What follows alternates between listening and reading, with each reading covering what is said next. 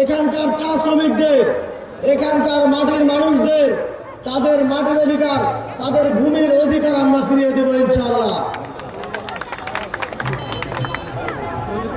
আপনাদের দীর্ঘদিনের পৌরসভা বর্ধিত করার যে দাবি, সেই দাবি আমরা দ্রুত সময়ের মধ্যে বাস্তবায়ন করব ইনশাআল্লাহ।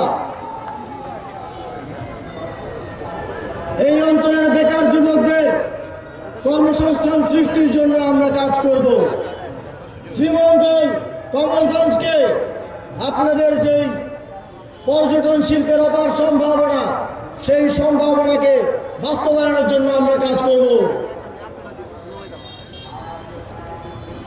ইতিমধ্যেই যখন আমি দায়িত্বে ছিলাম, আমি দেখেছি প্রীতম দাস আপনাদের দাবি নিয়ে কিভাবে ছোটাছুটি করেছেন।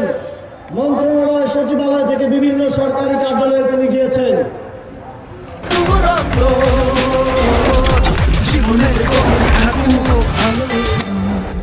আপনাদের জন্য একটি রাস্তা, আপনাদের জন্য কিছু অনুদান, আপনাদের ন্যায্য হিস্সা, আপনাদের ন্যায্য মজুরি আদায় করার জন্য তিনি কাজ করে গেছেন এবং তিনি অনেকগুলো কাজ বাস্তবায়ন করেছেন, দাবি আদায় করে নিয়ে এসেছেন।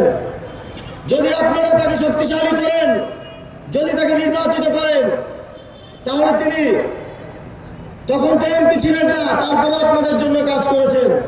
তিনি যদি নির্বাচিত হতে পারেন, আমাদের বিশ্বাস তিনি আপনাদের জন্য আরো শক্তি নিয়ে, আপনাদেরকে সাথে নিয়ে আপনাদের সকল দাবি বাস্তবায়নে কাজ করবেন।